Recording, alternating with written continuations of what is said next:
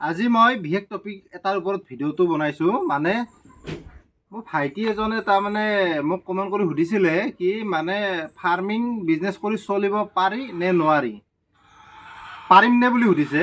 Farming business কৰি চলিব পাৰিম নে? নিশ্চয় পাৰিব, নোৱাৰাৰ কোনো মানে কাৰণে নাই। কাৰণ বহুত মানুহে এই লাইনত গৈ এই কাম কৰি খাই ধুনীয়াকৈ চলি আছে। কিন্তু নোৱাৰাৰ কাৰণ এইটো হ'ব পাৰে, যিটো মানে তাৰ বিষয়ে জ্ঞানটো মানে আহৰণ নকৰে। মানুহে ফাৰ্মিং বিজনেছটো কৰাৰ আগতে তাৰ বিষয়ে জ্ঞানটো আহৰণ কৰিব লাগিব। আৰু প্ৰথম কথা, তাৰ বেমাৰ আজাৰৰ বিষয়ে জানিব লাগিব, তাৰ চলুচনৰ বিষয়ে জানিব লাগিব, কি কি মেডিচিন দিলে মানে ভাল পাব। আৰু তৃতীয়তে আমি কি কৰিব লাগিব, বস্তুটোৰ মাৰ্কেটটো জানি ল'ব লাগিব। প্ৰথম কথা, আমি মুৰ্গীকেইটা আনিম ফাৰ্মত ভৰালেই নহ'ব, তাকতো বেচিব লাগিব।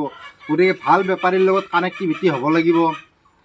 সেই বস্তুখিনি আমি যেতিয়া জানি ল'ম, বুজি ল'ম, তাৰপাছত আমি এইটো 100% চিয়'ৰ ক'ব পাৰিম যে ফাৰ্মিং লাইনটো কৰি আমি চলিব পাৰিম, পৰিয়াল এটা ধুনীয়াকৈ চলাই নিব পাৰিম।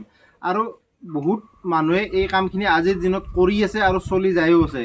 কিন্তু কোনখিনি মানুহে ফাৰ্মিং লাইনটো কৰিব পৰা নাই, মানে বহুতে তাৰমানে কি হয়, কাৰোবাক দেখিছে, দেখি পেলাই বোলে তেখেতে ধুনীয়াকৈ কৰি আছে, ময়ো কৰোঁ, কিন্তু তাৰ বিষয়ে জ্ঞান আহৰণ কৰা নাই। তেতিয়া কি হয়, তেখেতে লছৰ সন্মুখীন হৈ যায়। প্ৰথমবাৰতে লছৰ সন্মুখীন হোৱাৰ লগে লগে কি কৰে, তেখেতে তাৰমানে নেক্সট টাইম আৰু সেই কামটো নকৰে, কাৰণ তেখেতে প্ৰথমবাৰেই লছৰ সন্মুখীন হয়। গতিকে লছৰ সন্মুখীন হোৱাৰ আগতে আমি তাৰ বিষয়ে অধ্যয়ন কৰিব লাগিব। যিকোনো কাম অধ্যয়ন নকৰাকৈ কৰিলে লছ বা বিপদত পৰাটো মানে একদম চিয়'ৰ। গতিকে আমি অধ্যয়ন কৰি পেলাই, যেনেকৈ আমি এক্সাম দিব গ'লেও অধ্যয়ন কৰি গ'লে আমি ভাল মাৰ্ক এটা পাছ কৰিম।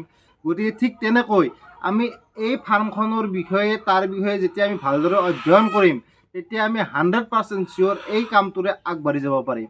নোৱাৰাৰ কোনো প্ৰশ্নই নাই। আৰু ধুনীয়াকৈ ঘৰ এখন ধুনীয়াকৈ চলাই নিব পাৰিম।